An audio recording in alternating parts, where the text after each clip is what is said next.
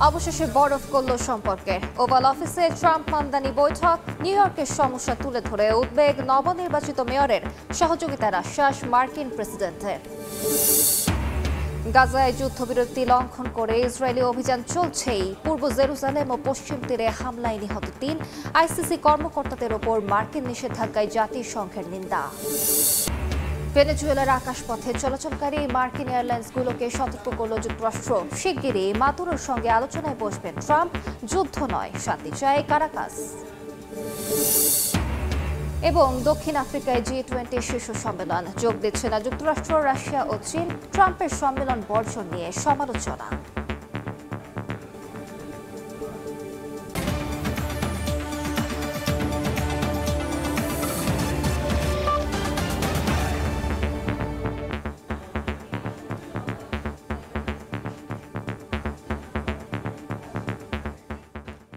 আন্তর্জাতিক সময়ের সঙ্গে আছি আমি আলিশা ইসলাম। বিরোধ কাটিয়ে নিউ ইয়র্কের নবনির্বাচিত মুসলিম মেয়র জোহরান মামদানির সঙ্গে বৈঠক করেছেন মার্কিন প্রেসিডেন্ট ডোনাল্ড ট্রাম্প। স্থানীয় সময় শুক্রবার হোয়াইট হাউসের ওভাল অফিসে রুদ্ধদ্বার বৈঠকে প্রথমবার মুখোমুখি হন তারা।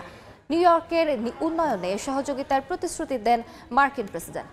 এ সময় আবাসন সংকট, জীবনযাত্রার ব্যয় বৃদ্ধি ও ICES সহ ফেডারেল আইন প্রয়োগকারী সংস্থাগুলোর ভূমিকা নিয়ে উদ্বেগ জানান নবনির্বাচিত মেয়র। ওয়াশিংটন ডিসি থেকে হাসনুজ্জামান সাকির রিপোর্ট। সৌহার্দ্য ও হৃদ্যতাপূর্ণ পরিবেশে মার্কিন প্রেসিডেন্ট ডোনাল্ড ট্রাম্পের সঙ্গে নিউ ইয়র্ক সিটির নবনির্বাচিত মেয়র জোহরান মামদানির বৈঠক। স্থানীয় সময় শুক্রবার বিকেল ৩টার পর হোয়াইট হাউসে রুদ্ধদ্বার বৈঠক করেন তারা। ৮ ঘন্টা বৈঠকের পর ওভাল অফিসে সাংবাদিকদের মুখোমুখি হন ট্রাম্প ও মামদানি। ৪ নভেম্বরের নির্বাচনে মামদানির ঘোর বিরোধী ছিলেন ট্রাম্প। একে অন্যকে কটাক্ষ করতেও ছাড়েননি। তবে শুক্রবারের বৈঠকটি ছিল একেবারেই ভিন্ন। এদিন মামদানির প্রশংসায় পঞ্চমুখ ছিলেন ট্রাম্প। নবনির্বাচিত মেয়রকে আন্তরিক অভিনন্দন জানিয়ে মার্কিন প্রেসিডেন্ট বলেন, নিউ ইয়র্কের মেয়র হওয়া অনেক বড় ব্যাপার। তিনি আশা করেন মামদানি দুর্দান্ত মেয়র হবেন। আর মামদানি বলেন, তিনি প্রেসিডেন্ট ট্রাম্পের সঙ্গে কাজ করার জন্য অধীর আগ্রহে অপেক্ষা করছেন।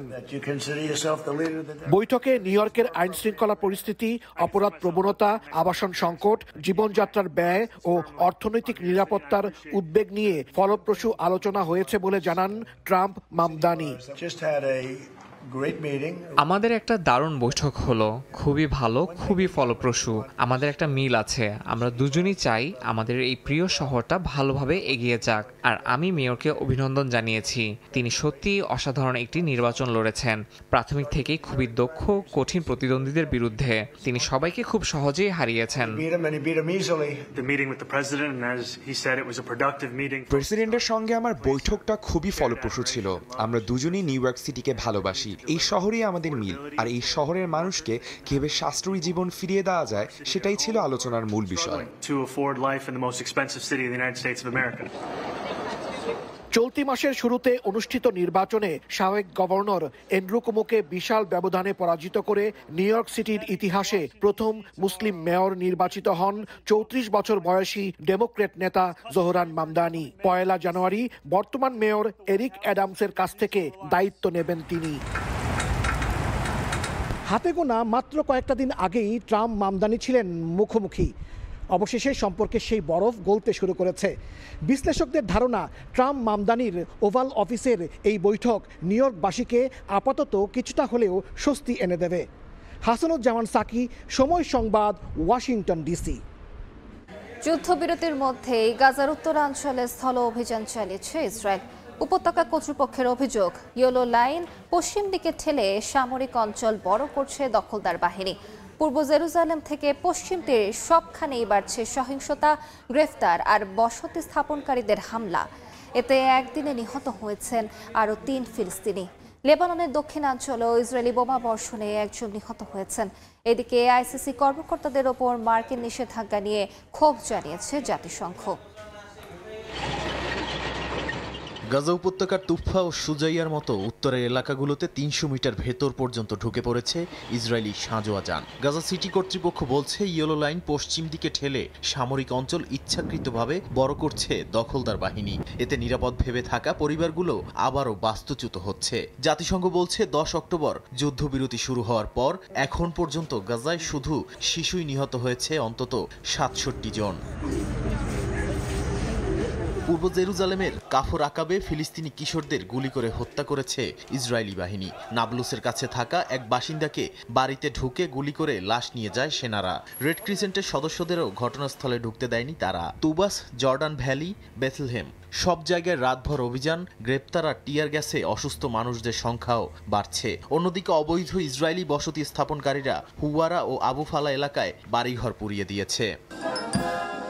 এদিকে লেবাননের প্রেসিডেন্ট জোসেফ আউন ঘোষণা করেছেন ইসরায়েলের আক্রমণ বন্ধ করে দখলকৃত ৫টি অবস্থান ছাড়লে লেবাননের সেনাবাহিনী সঙ্গে সঙ্গে সেখানে নিয়ন্ত্রণ নেবে। তিনি আন্তর্জাতিক মহলের তত্ত্বাবধানে একটি স্থায়ী চুক্তির কথাও বলেছেন। কিন্তু পরিস্থিতি স্থিতিশীল না থাকায় শুক্রবারও একটি গাড়িতে ইসরায়েলি বিমান হামলায় দক্ষিণ লেবাননের নিহতের খবর পাওয়া গেছে। এর মধ্যে ইসরায়েলি নেতাদের বিরুদ্ধে গ্রেপ্তারি পরোয়ানা অনুমোদনের পর মার্কিন নিষেধাজ্ঞার প্রভাবে ক্ষতির মুখে ফরাসি বিচারক নিকোলা গিলু সহ আইসিসির কর্মকর্তারা। জাতিসংঘ বলছে এভাবে একতরফা নিষেধাজ্ঞা আরোপ বৈশ্বিক ন্যায় বিচার ব্যবস্থাকে দুর্বল করার পাশাপাশি সংশ্লিষ্ট ব্যক্তিদের ব্যক্তিগত জীবনকেও গুরুতর ক্ষতির মধ্যে ফেলছে। নাদিম মারজান, সময় সংবাদ। ইউক্রেন যুদ্ধ অবসানে মার্কিন পরিকল্পনাকে চূড়ান্ত শান্তির ভিত্তি হিসেবে সমর্থন করলেন রুশ প্রেসিডেন্ট ভ্লাদিমির পুতিন। তবে এই প্রস্তাব মানতে নারাজ ইউক্রেন।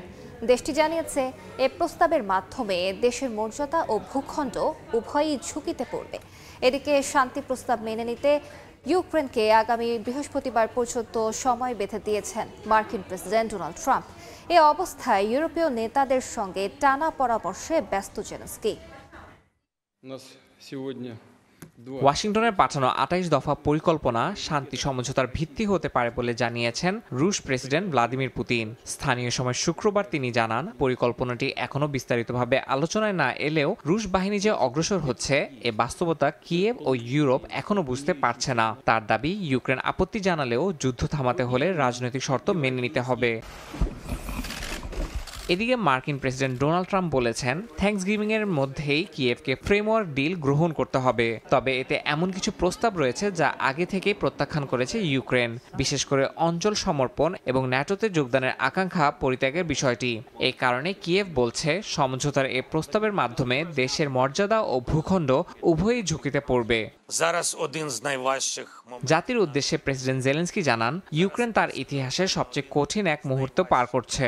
তিনি যুক্তরাষ্ট্রের সঙ্গে গঠনমূলক আলোচনা চলছে বলে উল্লেখ করেন এবং মার্কিন ভাইস প্রেসিডেন্ট জেডি ভ্যান্সের সঙ্গে প্রায় ১ ঘন্টার ফোনালাপের কথা জানান। যুক্তরাষ্ট্রের দাবির প্রেক্ষাপটে মিত্রদের সঙ্গে আলোচনার তীব্রতা আরও বাড়ানো হয়েছে।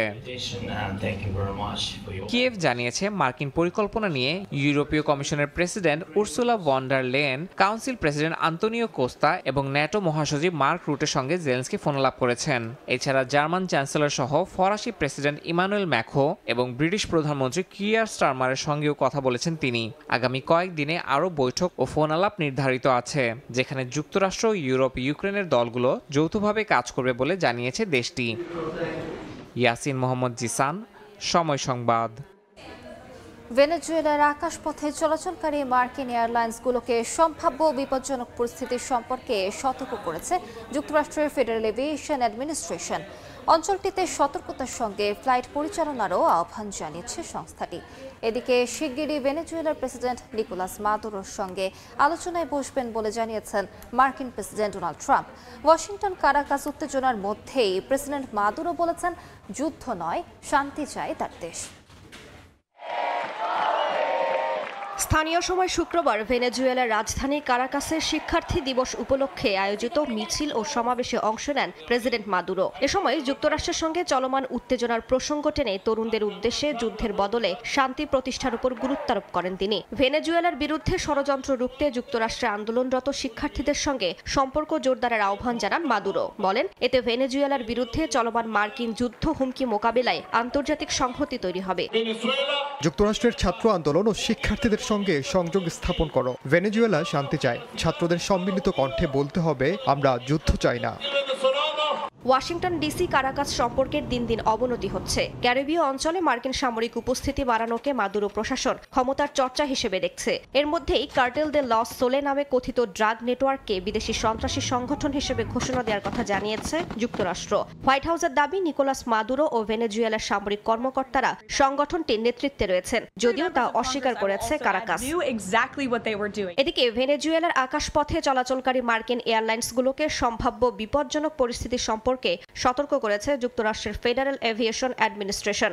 72 ঘন্টা আগে কোন রুটে বিমান চলাচল করবে তা জানানোর বাধ্যবাধকতা জারি করা হয়েছে।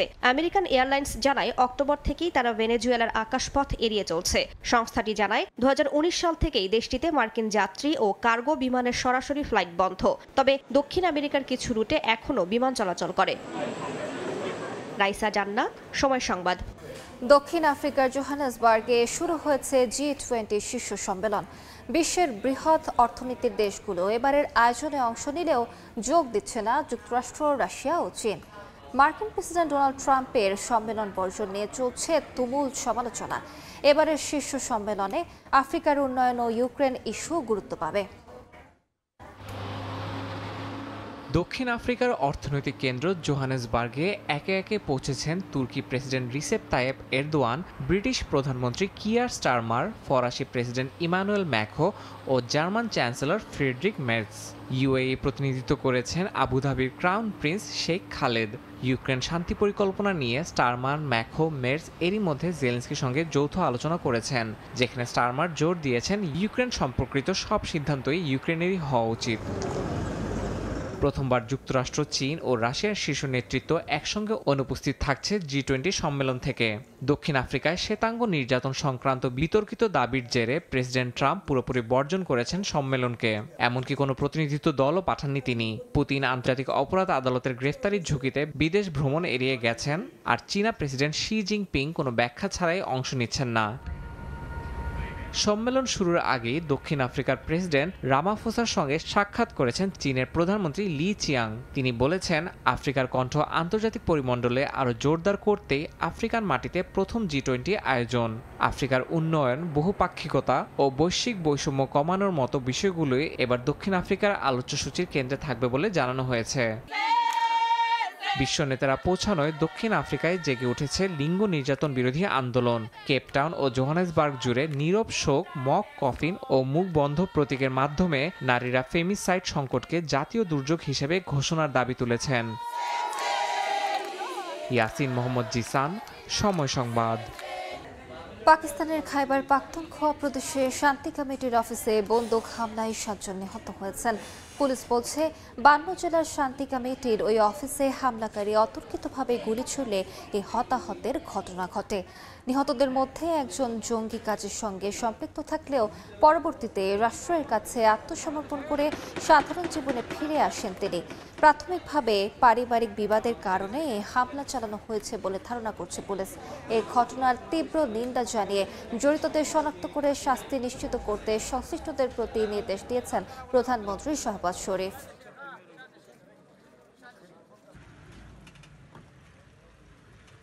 পাকিস্তানের পাঞ্জাবে একটি কারখানায় ভয়াবহ বিস্ফোরণের ঘটনা ঘটেছে। এতে অন্তত 20 শ্রমিক নিহত হয়েছেন, আহত হন আরও 7 জন। নিহতদের মধ্যে 19 জনের পরিচয় শনাক্ত হয়েছে। আঠা তৈরির ওই কারখানাটিতে গ্যাস লিকেজ থেকে আগুনের সূত্রপাত হয়েছে বলে প্রাথমিকভাবে ধারণা করার কথা জানিয়েছেন ফয়সালাবাদের কমিশনার। এই ঘটনায় কারখানা মালিককে গ্রেফতার করেছে দেশটির পুলিশ। স্থানীয় সময় শুক্রবার ভোরে পাঞ্জাব প্রদেশের ফয়সালাবাদে একটি আঠা তৈরির কারখানা হঠাৎ করে বিস্ফোরণে কেঁপে ওঠে। আগুন ধরে যায় ওই কারখানা সহ আশপাশের আরও 3টি কারখানায়। মুহূর্তেই ধ্বংসস্তূপে পরিণত হয় কারখানাটি। বিস্ফোরণের কারণে আশপাশের অন্তত 60টি বাড়ি ক্ষতিগ্রস্ত হয়েছে। প্রাথমিকভাবে গ্যাস লিকেজ থেকে বিস্ফোরণ ও আগুনের সূত্রপাত বলে ধারণার কথা জানিয়েছেন ফয়সালাবাদের কমিশনার। ধ্বংসস্তূপ থেকে বহু শ্রমিকের মরদেহ উদ্ধার করা হয়েছে। আহতদের উদ্ধার করে ভর্তি করা হয় স্থানীয় হাসপাতালে। এ ঘটনায় কারখানা মালিককে গ্রেফতার করা হয়েছে। কারখানাটিতে উদ্ধার কাজ শেষ হলেও ধ্বংসস্তূপ সরানোর কাজ এখনও চলমান। বিস্ফোরণে হতাহতের ঘটনায় শোক প্রকাশ করেছেন পাঞ্জাবের মুখ্যমন্ত্রী মরিয়ম নওয়াজ। নিহতদের পরিবারের প্রতি সমবেদনা জানিয়ে ঘটনাটি জোরালোভাবে তদন্তের নির্দেশ দিয়েছেন তিনি। এদিকে নিহত শ্রমিকের পরিবারকে আর্থিক ক্ষতিপূরণের পাশাপাশি আহতদের সম্পূর্ণ বিনামূল্যে চিকিৎসার দাবি জানিয়েছে ন্যাশনাল ট্রেড ইউনিয়ন ফেডারেশন। সরকার ও মালিকপক্ষের অবহেলার কারণে কারখানাগুলো শ্রমিকদের জন্য মৃত্যুফাঁদে পরিণত হয়েছে বলেও অভিযোগ করেছে সংগঠনটি। নাসরিন রুমি, সময় সংবাদ। আন্তর্জাতিক সময় আরও থাকছে। নিয়ন্ত্রণে আসছে না ভারতের দিল্লির বায়ু দূষণ, ধোঁয়াচ্ছন্ন নগরীতে বিপাকে খেটে খাওয়া মানুষ। পাকিস্তানের লাহোরে বিশেষ স্কোয়াড মোতায়েনের নির্দেশ আদালতের। দুবাই এয়ার শোতে প্রদর্শনী উড্ডয়নের সময় ভারতীয় তেজাস যুদ্ধ বিমান বিধ্বস্ত হয়ে পাইলটের মৃত্যু হয়েছে। বিকট শব্দের পর মুহূর্তেই কালো ধোঁয়ায় ঢেকে যায় আল মাকতুম আন্তর্জাতিক বিমানবন্দর এলাকা। দুর্ঘটনার কারণে অনুসন্ধানে তদন্ত কমিটি গঠন করেছে ভারতীয় বিমান বাহিনী। স্থানীয় সময় শুক্রবার একক আসনের এই এলসিএ তেজাস বিমানে এয়ার শোর অ্যারোবেটিক রুটিন চলছিল। হঠাৎ নিম্ন উচ্চতায় গিয়ে বিমানটি মাটিতে আছড়ে পড়ে এবং সঙ্গে সঙ্গে ঘন ধোঁয়ার কুণ্ডলী দেখা যায়। ভারতীয় বিমান বাহিনী নিশ্চিত করেছে যে নেতিবাচক G4 টার্ন থেকে পুনরুদ্ধার করতে না পারায় এ দুর্ঘটনা ঘটে। 23 বছরের পরীক্ষামূলক ইতিহাসে তেজাসের এটি দ্বিতীয় দুর্ঘটনা। 2024 সালে জয়সালমীরে প্রথম দুর্ঘটনায় পাইলট প্রাণ। দুর্বল অর্থনীতির কারণে আক্রমণাত্মক ভাষা ব্যবহার করছেন জাপানের প্রধানমন্ত্রী সানায়ে তাকাইচি। জাতীয়তাবাদী সমর্থন টানতেই তার এমন আচরণ বলে মনে করেন বিশেষজ্ঞরা।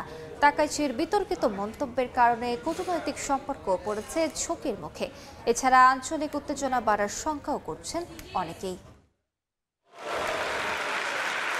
তাইওয়ান ইস্যু ঘিরে উত্তপ্ত জাপানের পার্লামেন্টের কমিটি। প্রধানমন্ত্রী সানায়ে তাকাইচির বিতর্কিত মন্তব্য নিয়ে চলছে কূটনীতিকদের পাল্টাপাল্টি কথার লড়াই। সম্প্রতি পার্লামেন্টে দেয়া এক বক্তব্যে তিনি বলেন, তাইওয়ান নিয়ে যে কোনো জরুরি পরিস্থিতি জাপানের জন্য অস্তিত্ব হুমকির কারণ হতে পারে, বিশেষ করে যদি চীন সামরিক শক্তি ব্যবহার করে। এরপর বিতর্ক বাড়লেও নিজের বক্তব্য প্রত্যাহার করতে অস্বীকৃতি জানান তাকাইচি। বিতর্কিত এই মন্তব্যের জেরে জটিল হচ্ছে বেইজিং টোকিও সম্পর্ক। আন্তর্জাতিক মহলে বাড়ছে উদ্বেগ। দক্ষিণ কোরিয়ার রিভেলডিং কোরিয়া পার্টির এমপি কিং জং হিউং বলেন, এ ধরনের মন্তব্য সরাসরি দেশের অভ্যন্তরীণ রাজনীতির স্বার্থে করা এবং কোনো পক্ষের জন্য তা লাভজনক নয়। এমন উস্কানিমূলক বক্তব্য খুবই অযৌক্তিক। কোরিয়া চীন, জাপান চীন বা চীন যুক্তরাষ্ট্র যে কোনো প্রেক্ষাপটেই চীনের সঙ্গে কূটনৈতিক সম্পর্ক স্থাপনের মৌলিক ভিত্তি ছিল এক চীন নীতি। আর সে কারণেই তাইওয়ানের ভাগ্যই জাপানের ভাগ্য, এমন দাবি করাটা আসলেই অযৌক্তিক। আর যুক্তরাষ্ট্রের ইতিহাসবিদ আন্তন ফেদিয়েশিয়ান মনে করেন, অর্থনৈতিক সংকটের চাপে জাতীয়তাবাদী সমর্থন পেতে আক্রমণাত্মক ভাষা ব্যবহার করেছেন তাকাইচি। মন্তব্যগুলো অত্যন্ত দুর্ভাগ্যজনক। জাপানের অর্থনীতি দুর্বল, আর সেই সুযোগে তাকাইচি আক্রমণাত্মক বক্তব্য দিয়ে নিজের উপস্থিতি বাড়ানো এবং জাতীয়তাবাদী অংশের সমর্থন আদায়ের চেষ্টা করেছেন। বিশেষজ্ঞদের মতে জাপানের অভ্যন্তরীণ চাপ থেকে তৈরি এমন উত্তেজনামূলক অবস্থা গোটা প্রশান্ত মহাসাগরীয় অঞ্চলে নতুন করে অনিশ্চয়তার জন্ম দিয়েছে। এমনকি আঞ্চলিক স্থিতিশীলতা ও কূটনৈতিক ভারসাম্য ঝুঁকিতে পড়ছে। শিউলি রোজা, সময় সংবাদ। $1 ট্রিলিয়ন মাইলফলক ছুঁয়েছে মার্কিন ওষুধ প্রস্তুতকারী প্রতিষ্ঠান ইলাই লিলি। এরই মধ্যে দিয়ে প্রথম কোনো ফার্মাসিউটিক্যাল কোম্পানি হিসেবে টেক জায়ান্টের দলে প্রবেশ করলো। এবছরে তাদের 35% বেশি শেয়ার দর বেড়েছে দ্রুত ওজন কমানোর ওষুধের বাজার থেকে। গত 2 বছরে নতুন অত্যন্ত কার্যকর স্থূলতা চিকিৎসার ওষুধ বাজারে আসার পর এই সেগমেন্ট স্বাস্থ্যসেবার সবচেয়ে লাভজনক খাতে উঠে এসেছে। শুধু লিলি নয়, পুরো মার্কিন বাজারের তুলনায়ও লিলির অগ্রগতি অনেক দ্রুত। সর্বশেষ প্রতিষ্ঠানটি জানায়, স্থূলতা ও ডায়াবেটিস ওষুধ থেকে তাদের আয় হয়েছে $10 বিলিয়ন বেশি, যা তাদের মোট আয়ের অর্ধেকেরও বেশি।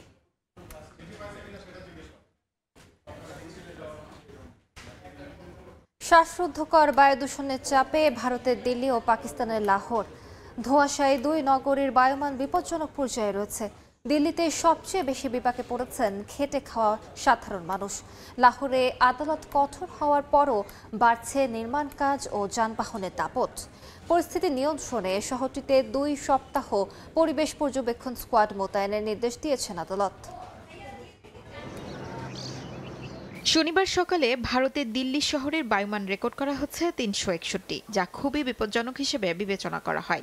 ঘন ধোঁয়ায় ঢেকে গেছে অক্ষরধাম মন্দির সহ আশপাশের প্রধান সড়ক। পথচারীদের অনেকেই মুখে কাপড় বেঁধে চলাচল করতে বাধ্য হন। নয়াদিল্লি রেল স্টেশনের সামনে সারি সারি অটোরিকশা, আর তার মাঝেই দম বন্ধ করা ধোঁয়ার স্তর। চালকদের অভিযোগ, শ্বাস নিতেই তাদের কষ্ট হচ্ছে। এর মধ্যে কাজ চালানোই কঠিন হয়ে পড়েছে।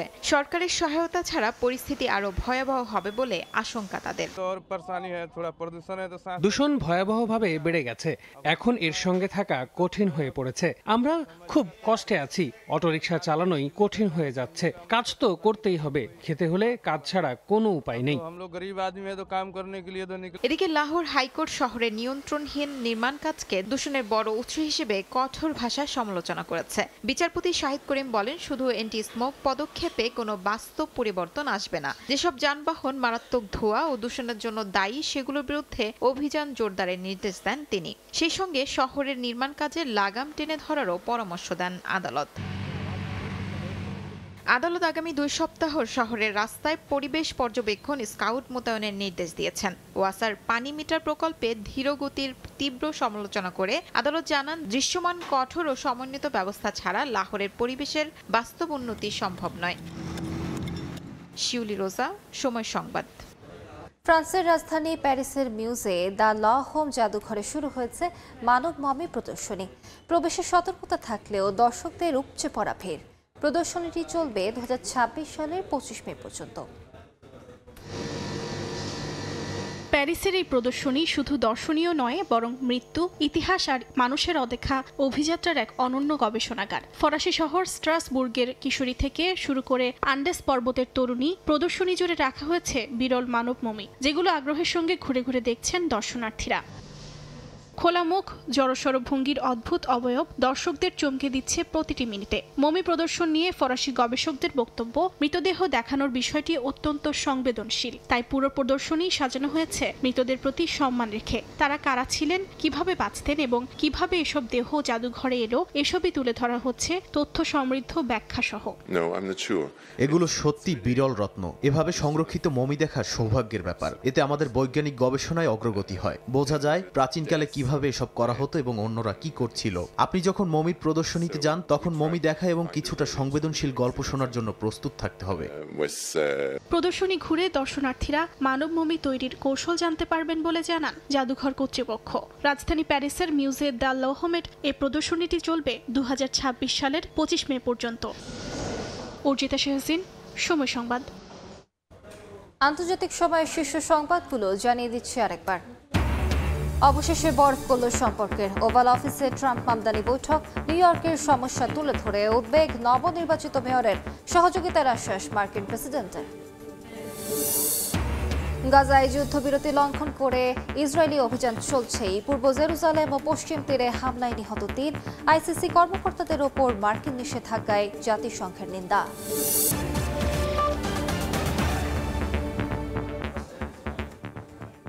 এ ছিল আন্তর্জাতিক সময়। এরপর বিকেল 5টার সময় সংবাদের সঙ্গে থাকবেন কামরুজ্জামান মামুন। আলিশা, ধন্যবাদ আপনাকে। সময় সংবাদ নিয়ে ফিরছি কিছুক্ষণ পর, সঙ্গে থাকুন সময়ের।